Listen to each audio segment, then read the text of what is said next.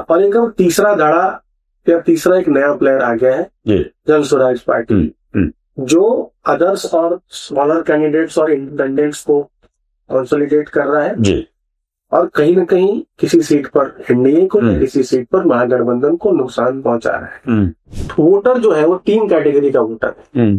एक है core vote block of NDA, core vote block of Mahagathbandhan. Nitish Kumar has become the face of BJP and JDU also। अभी देखा अपने महागठबंधन का manifesto, उसके बाद बीजेपी का मैनिफेस्टो।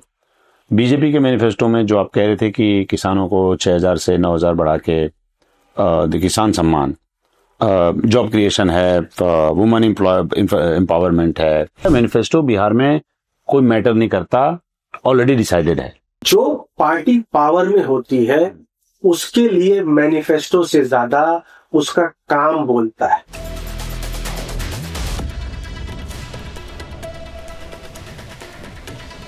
नमस्कार, मैं हूं पवन कुमार, आप देख रहे हैं डायलॉगस। और बिहार इलेक्शन के बीच मैं अपनी श्रृंखला भटकता बिहारी के तहत गलियों गलियों, सड़कों सड़कों, शहर शहर, गांव गांव घूमने की कोशिश कर रहा हूं। मैं अभी पटना में हूं 2 दिनों से, और हमारे साथ आज बात करने के लिए अमिताभ तिवारी साहब हैं, जो जाने माने नाम है, पोलस्टर हैं। पोलिंग कैसे हो रही है और वोट्स किसको जाएंगे, पैटर्न क्या होगा, उसके लिए लगातार ये शोध कर रहे हैं, सर्वे कर रहे हैं, लोगों से मिल रहे हैं, जान रहे हैं। हमारी इनसे मुलाकात हुई थी 3 महीना पहले, और 3 महीने पहले इलेक्शन कुछ और था, अब इलेक्शन कुछ और है। पटना में 2 दिनों तक चेज करने के बाद ये मेरे हाथ आज आए हैं। पटना में मौसम आज बहुत अच्छा है, 2 दिनों से हल्की फुल्की बारिश हो रही है, टेम्परेचर बहुत लो है, और उतना ही लो है इलेक्शन का टेम्परेचर जहां पे आपको पोस्टर्स नहीं नजर आ रहे, जहां पे आपको गाड़ियां नहीं नजर आ रही, लाउड स्पीकर नहीं नजर आ रहे। ऐसे साइलेंट वोट अगर होंगे, ऐसे साइलेंट पोलिंग होगी, ऐसे साइलेंट अगर प्रचार होगा, तो परिणाम किधर जाएगा, आउटकम किधर जाएगा इलेक्शन का। और खासकर अभी जब इलेक्शंस चल रहे हैं तो अभी का मूड कैसा है, इस पर हम बात करेंगे, और कैसे आउटकम यहां से नजर आते हैं हम बात करेंगे उन सब मुद्दों पर। अमिताभ, आपका स्वागत है हमारे इस कार्यक्रम में। मजा आया 2 दिन से इस शहर में, बारिश बड़ी अच्छी लग रही है, बड़ी गुलाबी सा मौसम है। क्या जो चुनावी मौसम है वो भी क्या उतना ही गुलाबी है क्या? चुनावी फीवर तो ऐसा कोई माहौल या गरमाया नहीं। आई थिंक मैं गांव में भी था, छठ 2 दिन वाला, यहाँ 5 दिन से हूँ लगभग।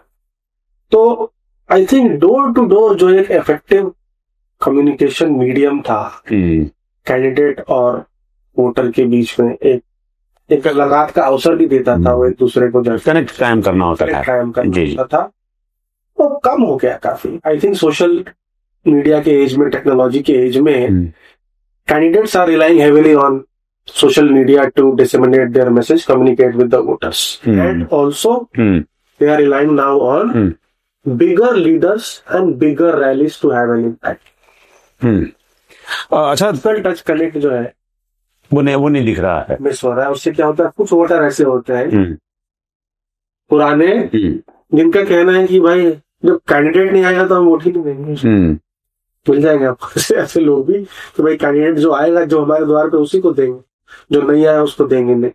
दूसरी बात है कि इस वजह से क्या हो रहा है कि जहां पर भी जैसे एनडीए है, वहां पर जहां पर लोजपा, हम आरएलएम का कैंडिडेट लड़ रहा है, अगर वो डोर टू डोर नहीं कर रहा है तो कई जगहों पर, एटलीस्ट मुझे आपको 4-5 दिन पहले की बात बता रहा हूँ, में लोगों को जो उतना पॉलिटिकली अवेयर नहीं है, उसको कैंडिडेट भी नहीं पता है कि किस पार्टी का कैंडिडेट यहाँ से लड़ रहा है गठबंधन में। वहां गठबंधन में तो कंफ्यूजन था ही कि भाई कौन सी पार्टी का कैंडिडेट लड़ रहा है, कौन सी का नहीं। तो ये भी एक इसका इम्पैक्ट। ये नया चेहरा है राज्य में इलेक्शन का, पहली बार देख रहे हैं आप ये?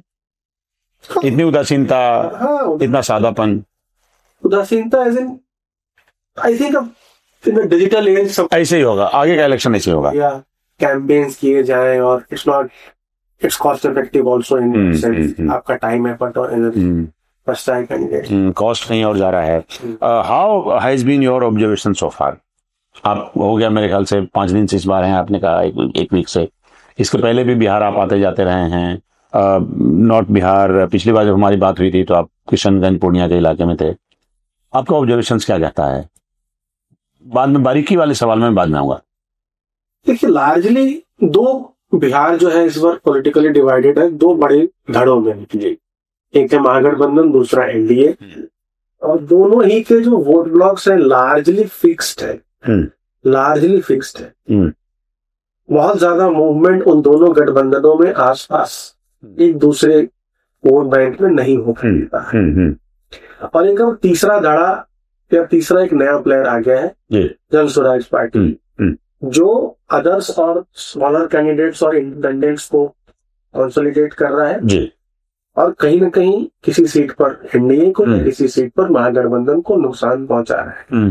कोई ओवर आर्चिंग मेटा थीम नहीं है इस चुनाव में। जैसे पिछली बार कोविड मिसमैनेजमेंट और बेरोजगारी, ये दो बड़े मुद्दे थे या थीम्स थे आप कह सकते हैं। इस बार के चुनाव में एक महिला रोजगार योजना ही एक लार्जर स्टेट लेवल नैरेटिव है, डिफरेंशिएटर हो सकता है between a close contest and a one sided contest, या डिफरेंशिएटर इन द सेंस कि उसका इम्पैक्ट अगर न्यूट्रलाइज होता है या दिखता नहीं है, तो it can also be the differentiator between a victory and a loss, because there is no other overarching. जी नहीं, पर सरकार के लिए वो एक ऐसा मुद्दा है जो सरकार को लगता है कि बहुत वाजिब है वहां तक पहुंचाना, और सरकार को ये लगता है कि हम जब ऐसा कर रहे हैं तो ये जायज है, और वो डिफरेंशिएटर भी है, वोट कैचर है, एक पूरा 50% सेगमेंट उससे इम्पेक्टेड है, cutting across the caste line. तो उसका फायदा नहीं लेना चाहेंगे, ये उसको ओवर एक्सपोज करेंगे, उसको ओवर प्रोपोगेट करेंगे। लेना चाहेंगे, बट मिले या ना मिले that is a different fact. नहीं कर रहे हैं, कर रहे हैं, लेना चाहेंगे। अब इसका इम्पैक्ट अगर आप हिस्टोरिकली ट्रेडिशनली देखें तो मध्य प्रदेश में हमने इसका इम्पैक्ट देखा है, positive impact for NDA. Maharashtra में देखा है पॉजिटिव इम्पैक्ट फॉर महायुति, और झारखंड में देखा है positive impact for India block also, जहां इंडिया ब्लॉक ने भी इस सरकार ने, जेएनयू की सरकार में 3 महीने आई थिंक वहां पर माई सम्मान या मैया सम्मान ऐसा योजना का नाम था वहां पर, तो वहां पर भी 1000 रुपए 3 महीने तक डिस्ट्रीब्यूट हुए थे चुनाव से पहले, और उसका फायदा मिला था। दिल्ली में जो आम आदमी पार्टी है उसके हारने का एक बहुत बड़ा कारण था जो नहीं डिस्कस होता है, कि उसने 2000 करोड़ का एक बजट भी प्रोविजन करके रखा था, लेकिन महिलाओं को चुनाव से पहले वो कैश ट्रांसफर नहीं हुआ था। जो सरकार होती है उसको डिलीवरी करना होता है, सरकार प्रॉमिस नहीं कर सकती, ऑपोजिशन प्रॉमिस कर सकता है। तो वो डिलीवरी वर्सेस प्रॉमिस में जब बीजेपी ने भी प्रॉमिस कर दिया, सामने एक बड़ा अमाउंट प्रॉमिस कर दिया, और ये भी कहा कि भाई देखो हमारा ट्रैक रिकॉर्ड भी है, एमपी में हमने ट्रांसफर किया है। कहीं ना कहीं महिलाओं में जो कोर वोट ब्लॉक था आम आदमी पार्टी का, जो सपोर्ट था, वो यहाँ पे शोकेसिंग चल रही है, शोकेस चल रहा है, मतलब लोग समझ रहे हैं, ये समझा रहे हैं, और ये बात वहां तक पहुंच रही है और रियलाइज कर रहे हैं, और उससे इन्फ्लुएंस हो रहे हैं, ये कह सकते हैं ये महिला योजना वाले पे। देखिए, किसी भी चीज का इन्फ्लुएंस जब हम कहते हैं तो वोटर जो है वो 3 कैटेगरी का वोटर है। एक है core vote block of NDA, core vote block of Mahagathbandhan and others. तो जब हम बात करते हैं कि ये स्कीम का इन्फ्लुएंस, अब इस स्कीम का influence core vote block of NDA में है, लेकिन उसका कोई मटेरियल इलेक्टोरल इम्पैक्ट नहीं होगा, क्योंकि वो वोटर जो है लार्जली एनडीए को ही वोट करता है। ठीक है। दूसरा आता है कि भाई स्विंग वोटर को पकड़ सकता है क्या ये, जो पेरीफेरी पे हैं, जो पेरीफेरी जो अदर्स में है। उसका आंसर मे भी है, तो दूसरे स्टेट ने पकड़ा है। और तीसरा है core vote block of Mahagathbandhan. Core vote block of Mahagathbandhan में इसका जो इम्पैक्ट है वो गॉज नहीं किया जा सकता, क्योंकि जो महिला यादव समाज या मुस्लिम समाज से है, उससे अगर जाकर के किसी सर्वे में ये पूछने की कोशिश की जाए, समझने की कोशिश की जाए, साइलेंट वोटर्स है, they are not willing to speak, या वो अगर कर भी रही हैं वोट, जो कि मात्रा मुझे नहीं पता, it can B anywhere between 0% to 10%, तो वो बताएंगी नहीं खुल के, या बता नहीं रही है। होते हैं।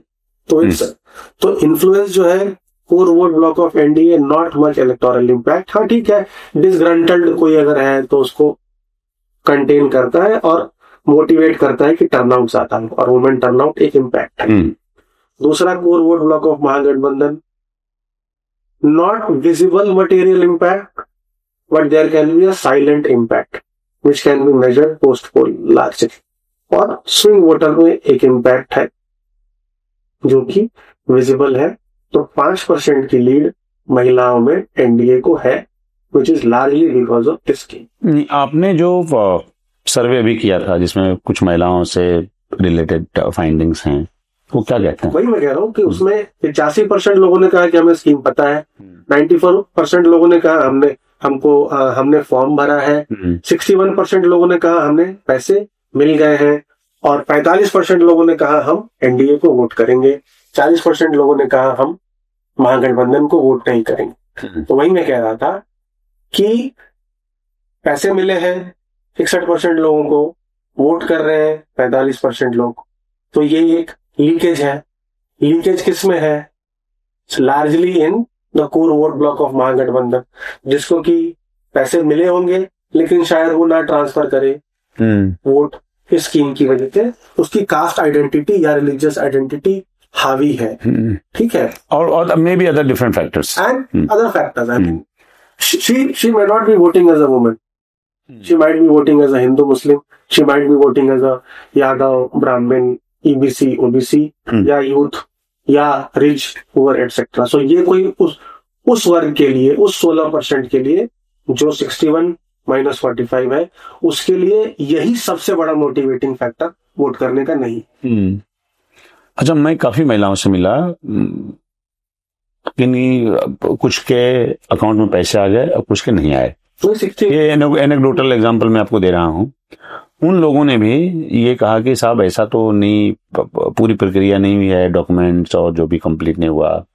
तो उन्होंने कहा कि, तो मैंने कहा जब नहीं आया तो फिर आप तब भी आप वोट करेंगे क्या? बोला हम तभी वोट करेंगे। ये एक उनकी उम्मीद भी हो सकती है या भरोसा भी हो सकता है कि नहीं आया तो आ जाएगा। तो ऐसे लोग भी अल्टीमेटली इनके लिए बेनिफिशियरी हैं। वही आप समझ लीजिए ना, अगर 39% लोगों को नहीं मिला है और 40% लोग महागठबंधन को वोट कर रहे हैं, तो इट्स नॉट नेसेसरी कि वो 39% जिनको नहीं मिला है वही ये 40%, करेक्ट? उस 61% जिनको मिला है उसमें से भी कुछ लोग महागठबंधन को वोट कर रहे हैं, और कुछ लोग जैसा आप कह रहे हैं जो 39% को नहीं मिला है वो होप या उम्मीद की वजह से भी एनडीए को वोट कर रहे होंगे। अब वो नंबर आई मीन रिसर्च में नहीं है, निकालना मुश्किल है, या क्वालिटेटिव में निकालना। बोरिंग सवाल है एक और अमिताभ की, लेकिन फिर भी मैं पूछना चाहूंगा कि जो ये इलेक्शन है, ये बाकी के इलेक्शनों से अगर आपको शॉर्ट में 2 लाइन में कहना पड़े आपको कि ये डिफरेंट है, और जो ये बताता है, जो अलार्मिंग है, किसी का नुकसान हो जाएगा वो भी अलार्मिंग है, अनएक्सपेक्टेड है, किसी का फायदा हो जाएगा वो भी अनएक्सपेक्टेड है। 3 चीजें हैं इस चुनाव में जो पिछले चुनावों से अलग है। पहला है कि इस चुनाव में नेशनल लीडरशिप या नेशनल पार्टीज की एंट्री हो गई है रीजनल पार्टीज के गढ़ में। यानी 2010 नीतीश बनाम लालू, 2015 नीतीश प्लस लालू बनाम मोदी, क्योंकि स्टेट का कोई चेहरा नहीं था, और 2020 नीतीश बनाम तेजस्वी। लेकिन इस चुनाव में क्योंकि नीतीश कुमार कंपैरेटिवली वीकर हुए हैं, व्हाटएवर सेड एंड डन, 20 साल का एक फटीग फैक्टर है, और तेजस्वी यादव भी कहीं ना कहीं वीक हुए हैं क्योंकि यूथ में जनसुराज या प्रशांत किशोर के टारगेटेड अटैक की वजह से चैन मार दिया है, थोड़ा ब्रांड इक्विटी उनका भी कम हुआ। तो दोनों दल कमजोर हुए हैं, जेडीयू या नीतीश कुमार ज्यादा कमजोर हुए हैं, तेजस्वी कम कमजोर हुए हैं। यहीं पर नेशनल लीडर्स की एंट्री हो जाती है, क्योंकि ये चुनाव अब नीतीश प्लस मोदी वर्सेस तेजस्वी प्लस राहुल हो जाता है। मोदी एज अ चेहरा चाहिए एनडीए को, नीतीश कुमार को भी ये जो वीकन हुआ है ब्रांड उसको कॉम्पनसेट करने के लिए, और तेजस्वी यादव को भी राहुल गांधी चाहिए क्योंकि उनकी पॉपुलैरिटी बढ़ी है नेशनली। तो जो मुस्लिम यादव समाज के बियॉन्ड जो उनका एक्सपेंशन करना है महागठबंधन का, कांग्रेस पार्टी अपर कास्ट दलित समाज से जो उसका एक ट्रेडिशनल वोट ब्लॉक है उससे वो वोट ला सकते हैं। तो ये तो पहला डिफरेंस है कि regional parties are weakened, national parties are strengthened, which is visible.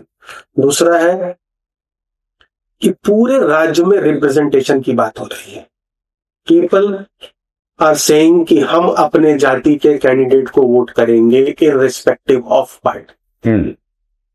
अब आप पटना में एग्जांपल देख ही रहे हैं, जहां ट्रेडिशनल कायस्थ समाज भाजपा को या एनडीए कैंडिडेट को वोट नहीं कर रहा है, एज पर जो भी हम वीडियोस वगैरह देख रहे हैं। कुछ टिकटें हैं, कुछ सीटें हैं, एक आधा सीट है भागलपुर में, जहां because of traditional rivalry Muslims are not voting for RJD because the candidate from NDA is a Yadav candidate. कुछ सीटें हैं शाहबाद में, जहां Yadav is not voting for, और यादव समाज is not voting for a Rajput candidate of Mahagathbandhan. इस बार representation is the key, is not a theme only across minorities, it is also a theme across all caste groups. People are saying कि भाई जब हमारी जाति का एमएलए पहुंचेगा ही नहीं असेंबली में, तो हमारे राइट्स इश्यूज मुद्दे उठाएगा कौन? और जो ये डेप्यूटी चीफ मिनिस्टरशिप नहीं अनाउंस किया महागठबंधन ने किसी भी दलित चेहरे को या मुस्लिम चेहरे को, तो पहले बात वहीं से शुरू हुई, और ये अब बात जो है लार्जली हर जाति में धीरे धीरे कोने कोने तक लोग समझ आ जाते हैं, सिर्फ मुस्लिम दलित समाज में नहीं। This is resonating across all caste groups. चलिए हम लोग थोड़ा सा साइड होते हैं, अब चलते हैं प्रशांत किशोर की तरफ। प्रशांत किशोर जब आए तो बिग बैंग से शुरू किया। प्रशांत किशोर को क्या समझा जाए बिहार में अभी, जब अब 5 दिन पहला इलेक्शन में बाकी रह गए, दूसरे इलेक्शन में 10 दिन, इनको क्या समझा जाए, कितना सीरियसली लें? Prashant Kishor is the CM face of voters who have been voting for others and independents, और he is the CM face of anti NDA and anti Mahagathbandhan vote base, because there is a 20 से 25% vote base जो ना कि NDA को vote करता है, ना कि महागठबंधन को वोट करता है। वो वोट स्कैटर होता था छोटी छोटी पार्टीज में, इंडिपेंडेंट्स को हमेशा यहाँ पे 8 से 10% वोट। तो ये जो एक ब्लॉक था जो दोनों ही गठबंधनों से खुश नहीं था या उसको वोट नहीं करता था, उसको अब एक अम्ब्रेला मिल गया है, एक इंस्टीट्यूशनल एक फोर्स दिख रहा है, एक थर्ड फोर्स दिख रहा है। ये व्यक्ति है जो इन दो गठबंधनों को हरा, और छोटी छोटी पार्टियों और इंडिपेंडेंट से ये एक मजबूत ऑप्शन है, क्योंकि ये एक कोहेरेंस में काम कर रहा है और एक फोर्स की तरह काम कर रहा है, एक संगठन की तरह काम करता है। अब एक बदलाव जिनको चाहिए, और ऐसा नहीं है कि आधे लोगों को बदलाव चाहिए, आधे लोगों को नहीं चाहिए, अगर ये भी आप समझे तो। बिहार में आज बिहार इज डिवाइडेड, 50% लोग लगभग कह रहे हैं कि भाई स्ट्रॉन्ग एंटी इनकम्बेंसी है, बदलो सरकार को। 50% पीपल आर सेइंग उतनी स्ट्रॉन्ग एंटी इनकम्बेंसी नहीं है, या न्यूट्रल है वो, एंड प्रो इनकम्बेंसी है। 32% लोग कह रहे हैं प्रो इनकम्बेंसी है, और लगभग 14-15% लोग कह रहे हैं न्यूट्रल है एंटी इनकम्बेंसी, 48% लोग कह रहे हैं स्ट्रॉन्ग एंटी इनकम्बेंसी है। आधा आधा बटा हुआ है, आधे लोग बदलाव चाहते हैं, आधे लोग चाहते हैं कि यही सरकार है, या they are neutral, which means largely they are not asking for change. ठीक है, समझ गया।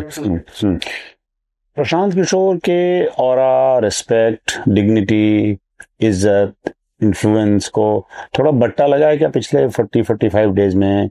जिस हिसाब से वो आए थे, जिस तैयारी के साथ, जिस एग्रेसिवनेस के साथ, जिस विजन के साथ, जैसे पहले उन्होंने लोगों ने उनको हाथों हाथ लिया, फिर उसके बाद धीरे धीरे धीरे थोड़ा सा सबसाइड किया, फाइनली लगता है कि कहीं ऐसा तो नहीं है कि एक लीडर के तौर पे, इन्फ्लुएंशियल पर्सन के तौर पे वो एवेपोरेट कर गया, उनकी जो ऊर्जा और एंथुसियाज्म सब थोड़ा पीक पहले करके। देखिए, बातें जो वो रेज कर रहे हैं वो रेजोनेट तो करता है, बट आई थिंक लार्जली जो बातें हैं अच्छी बातें हैं, लेकिन वो प्रॉब्लम्स को ही रेज कर रहे हैं। महागठबंधन का मैनिफेस्टो 2 या 3 दिन पहले लॉन्च हुआ था। हाँ, 1 हफ्ता हो गया। थे जनसुराज का मैनिफेस्टो लॉन्च हुआ है कि जनसुराज एज अ पार्टी जो आई थी बिहार में बदलाव करने के लिए, पॉलिसी मेकर्स, टेक्नोक्रेट्स, इंटेलेक्चुअल्स जिसको बैक कर रहे हैं। कोई तीसरी लिस्ट उनकी आई है क्या? मुझे तो याद नहीं आया। एक लिस्ट आई जिसमें 41 था, जिसमें 61 लड़ रहे थे। हाँ जी। उनका मैनिफेस्टो कहाँ है? ऐसा ये ट्रांसपेरेंसी, लैक ऑफ ट्रांसपेरेंसी है या कंफ्यूजन है? I think lack of strategy भी कह सकते हैं। I would not say confusion, I would say कि टेंजिबल सॉल्यूशंस की कमी है। करप्शन है बिहार में, एग्रीड। एजुकेशन, हेल्थ फैसिलिटीज हालत ये नहीं। प्रॉब्लम तो सबको पता है, एम्प्लॉयमेंट है, सॉल्व कैसे होगा उसका कोई बहुत strong road map to solve the issues मुझे नहीं दिखा है। हो सकता है कि उन्होंने बताया हो इसके बारे में, लेकिन ये भी क्या होता है कि नेगेटिव बातें ज्यादा एम्पलीफाई होती हैं, तो सोशल मीडिया पे जो वो अटैक करते हैं वो ज्यादा चलता है, और या विजन या ये सारी बातें नहीं चल रही। तो आई वुड हैव एक्सपेक्टेड कि भाई जनसुराज पार्टी का मैनिफेस्टो सबसे पहले आना चाहिए, क्योंकि आज की डेट में नहीं। So there is something missing in their entire plan of action. अच्छा, अगर जो वोटिंग पैटर्न है, जो कास्ट इक्वेशन है, जो फैब्रिक है, उसमें कहते हैं कि साहब ऐसा है कि कास्ट जो है बड़ा डोमिनेंट है, सेंट्रल स्टेज में है। उसमें प्रशांत किशोर उसमें नेविगेट करना चाहते हैं, जो बड़ा मुश्किल है या डिफिकल्ट है, जो भी कह सकते हैं आप इसको। ये ऐसा इशू है, इसकी वजह से वो सफल नहीं हो पाए। ए बी कि क्या ओवरऑल वो इतना जटिल सवाल है जिसके धार में बहना लोग पसंद करते हैं, दोनों से कैसे डील करेंगे? नहीं, जटिल सवाल क्या, जाति जटिल सवाल, या जो जटिल सवाल जो सवाल उठा रहे हैं वो उनका? नहीं, मैं इसको रिफ्रेश करता हूं। मैं ये कहता हूं कि जो कास्ट इशू जो है वो डोमिनेंट है, चलिए इसको और पैराफ्रेज करके और सिंप्लीफाई करते हैं।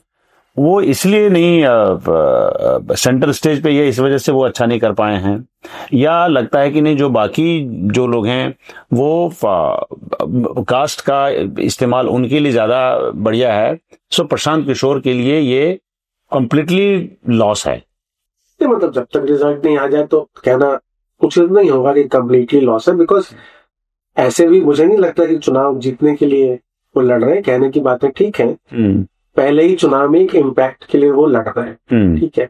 बाई पोल्स में अगर उनको 10% वोट शेयर आया था, तो अगर सर्वेस पे चले 8 से 10%, 6 से 10%, जो भी आता है वोट शेयर, मैं कहता हूँ for party which is 3 years old, ठीक है, नॉट बैड, क्योंकि कंसिडरिंग की पूरे स्टेट में वो लड़ रहे हैं। अब बात आती है कि बिहार में अजीज प्रेमजी यूनिवर्सिटी स्टडी के अनुसार 57% लोग अपनी जाति के लीडर को प्रेफर करते हैं, बट 43% तो दूसरे मुद्दों पर भी वोट कर रहे हैं ना। वही 43% तो इनका टारगेट एड्रेसेबल मार्केट था ना, फ्रॉम कॉर्पोरेट जार्गन पर्सपेक्टिव। 43% लोग जाति के आधार पर नहीं वोट करते, एटलीस्ट उस सर्वे के अनुसार, क्योंकि हम और आप जो बात कर रहे हैं वो एनेक्डोटल है कि जाति ही 80% है, 90% है। सर्वे कहाँ है? हमारे सर्वे में तो 27% लोग ही कह रहे हैं कि हम जाति के आधार पे वोट करेंगे, 50% लोग तो कह रहे हैं पार्टी प्रेफर कर। तो कहता वो भी नहीं मानते, चलो वो नंबर थोड़ा कम है, बट द नंबर इज 43% जो लोग कह रहे हैं कि हम जाति के आधार पे नहीं, विकास मुद्दे, बेनिफिशियरी स्टेटस, इन सब इश्यूज पे वो वोट करते हैं। That is a very big segment. और जो यूथ है 25%, वो भी ठीक है, एनेक्डोटली ज्यादा जाति से प्रभावित नहीं है उसका वोट। 25% जो यूथ है जिसमें इनको ट्रैक्शन है, करेक्ट। तो जाति एक जटिल है, जटिलता है, लेकिन कैंडिडेट्स भी तो उन्होंने जाति के हिसाब से ही तो उतारे हैं, तो जाति एक जटिलता है, उसको फैक्टर इन कर चुके हैं, वो उसको फैक्टर इन कर चुके हैं। उनमें 87% upper caste candidates, 87 upper caste candidate, 5 Bania समाज कैंडिडेट, तो आप करो 92 core vote block of BJP, let's say 52 Muslim Yadav समाज candidate, core vote block of Mahagathbandhan, वो भी खड़े किए हैं। एक जो विजन देना था of this new Bihar, yeah, how this Bihar or how his Bihar or his vision of Bihar or how his government's Bihar will be different from Lalu. वो व्यवहार में भी नहीं दिख रहा, बातों में भी नहीं दिख रहा। इस बार के चुनाव में कास्ट इशू है, रहेगा, हमेशा रहता है। उतना ही डोमिनेंट है जितना पास डोमिनेंट है। लगभग 60%, 57-60% लोग कास्ट पे देंगे, 40% लोग कास्ट न्यूट्रल है, उसमें ज्यादा युवा है। लगभग 25% युवा वोटर है जो कास्ट न्यूट्रल है। अब मैं ये 18 to 29 ही गिन रहा हूँ, मैं 29 to 35 भी ऐड कर दूं तो बोलूं कि भाई 18 to 35 age group is actually 36% voter, तो लगभग वही हो गया कि 43% लोग जो कास्ट न्यूट्रल है या किसी और चीज पे वोट कर रहे हैं, उसमें से 36% तो युवा ही है। 18 से 35 वर्ष से लार्जली। ये सवाल को आप एड्रेस कर चुके हैं, फिर भी मैं थोड़ा और शंका का समाधान करना चाहता हूं। तेजस्वी यूथ का लीडर के रूप में इस राज्य में इमर्ज हुए क्या? तेजस्वी यूथ के लीडर जिस डिग्री से इमर्ज हुए थे 2020 के चुनाव में, वो डिग्री कम हुआ है। And it's largely because of Prashant Kishor ने डीके किया, डैमेज किया।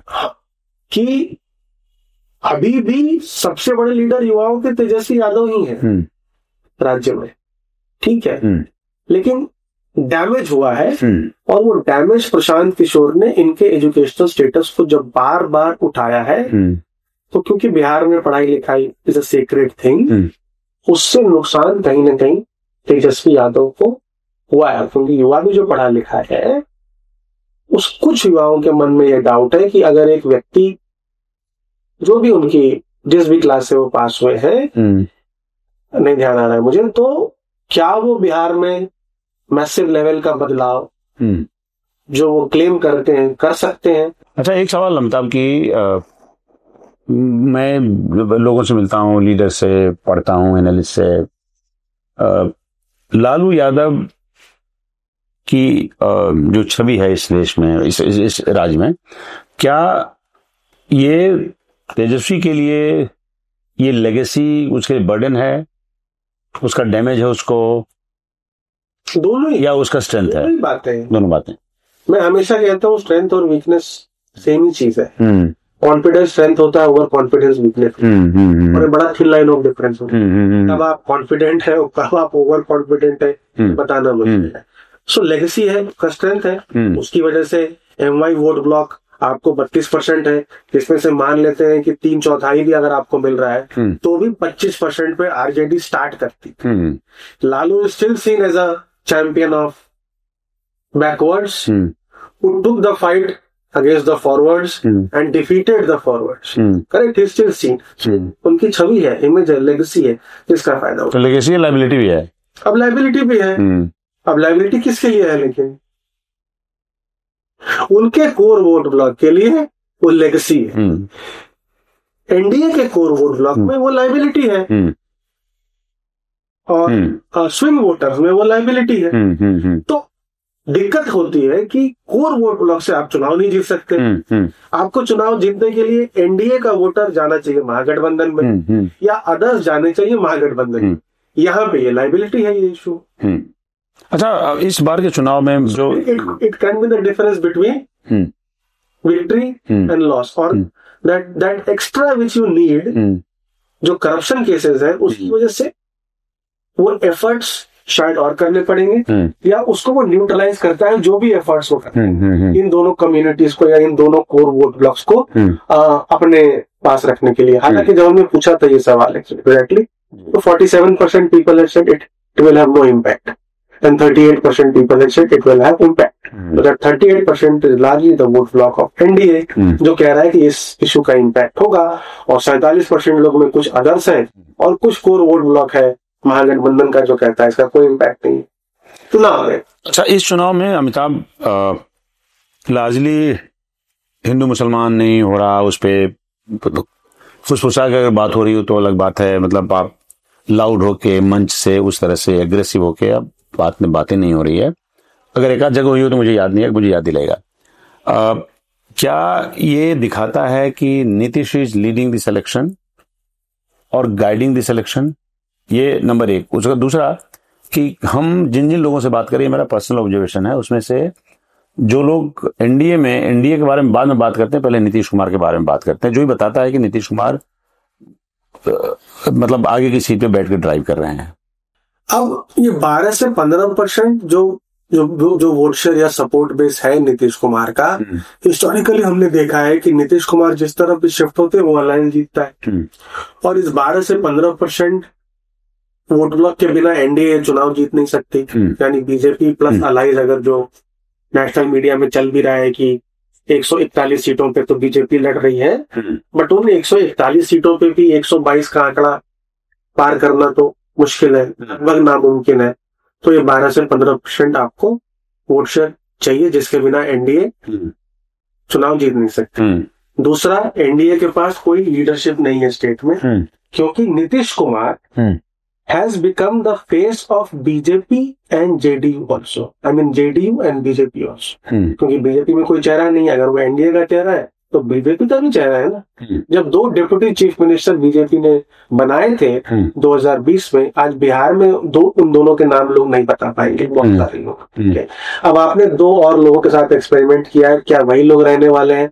नोबडी नोज, कोई कमिटमेंट नहीं है, क्योंकि डिप्टी सीएम का चेहरा तो अनाउंस नहीं है। क्या इसी में से कोई सीएम बनेगा? अगर बीजेपी का ही सीएम बनता है, उसकी भी क्लैरिटी नहीं है। तो the vacuum of leadership with in BJP has solidified Nitish Kumar aura for NDA voters. ठीक है, और महिलाओं में उनकी पैठ है, जैसा आपने पहले भी कहा, उनकी पकड़ है। ईबीसी समाज के वो लीडर है, क्योंकि ईबीसी समाज में बीजेपी का कोई लीडर नहीं है बड़ा, और महागठबंधन का भी नहीं है। तो कुर्मी समाज से आते हुए भी वो ईबीसी के भी लीडर हैं, क्योंकि ईबीसी में कोई लीडर नहीं है, ना कोई जाति ईबीसी का लीडर है। ईबीसी के लीडर वो है क्योंकि पंचायत वगैरह में रिजर्वेशन बढ़ा है। और महादलितों के भी वो लीडर हैं, क्योंकि महादलित में भी उनसे बड़ा कोई लीडर नहीं है। मांझी उनसे बड़े लीडर नहीं है। ठीक है, अगर आप ग्राउंड पे जाएंगे तो, क्योंकि उन्होंने महादलित कमीशन के रिकमेंडेशंस को एक्सेप्ट किया और महादलित कैटेगरी बनाया। So he has become a leader of 2 important categories. चलिए आखिर सवाल पे आते हैं। मैनिफेस्टो अभी देखा आपने, महागठबंधन का मैनिफेस्टो, उसके बाद बीजेपी का मैनिफेस्टो।